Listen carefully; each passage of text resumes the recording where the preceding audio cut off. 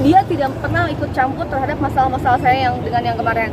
Saya tiba-tiba dituntut bunuh gini pun ini di luar ekspektasi saya dan keluarga. Padahal saya yang datang ke orang tuanya ke sana minta maaf bahwa saya telah gagal. Yang sebenarnya itu seharusnya laki-laki datang ke pihak saya ya.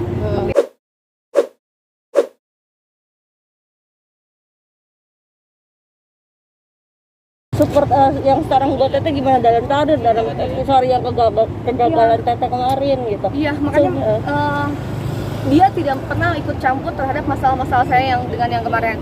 Saya tiba-tiba dituntut bunuh gini pun ini di luar ekspektasi saya dan keluarga. Padahal saya yang datang ke orang tuanya ke sana minta maaf bahwa saya telah gagal. Yang sebenarnya itu seharusnya laki-laki datang ke pihak saya ya, ke pihak sama-sama lah saling meminta maaf supaya kita baik-baik hubungannya.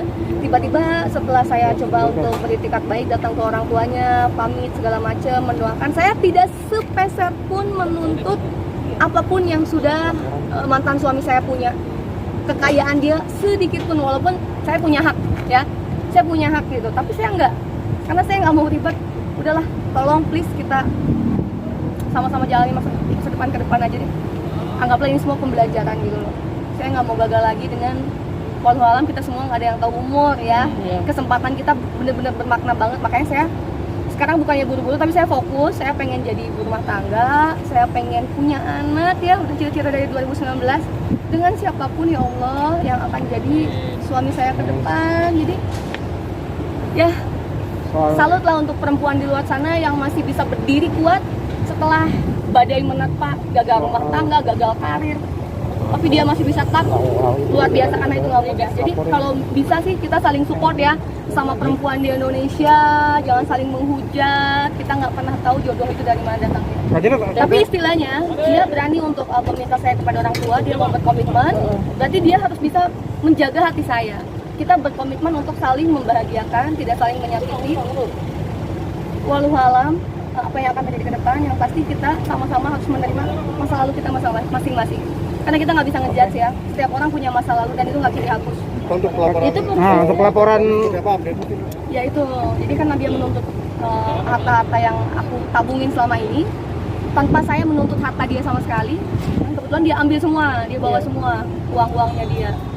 Nah dia kan tinggal nuntut uang-uang tabungan saya berhak banget dong untuk memperjuangkan ini. Karena ya orang tua saya, keluarganya dia juga, teman-teman, teman tim semua tahu lah gimana saya berjuangnya, tidur sampai cuma 2 jam, pontang-panting ke sana kemari untuk bisa mewujudkan punya rumah, punya mobil sendiri tanpa meminta sama suami. Saya nggak pernah nuntut itu aja sih intinya. Jadi ketika saya kemarin melaporkan, karena apa? Dia ngelis semua tabungan saya yang saya beliin aset, tapi tabungannya dia, kekayaannya dia nggak masukin gitu loh.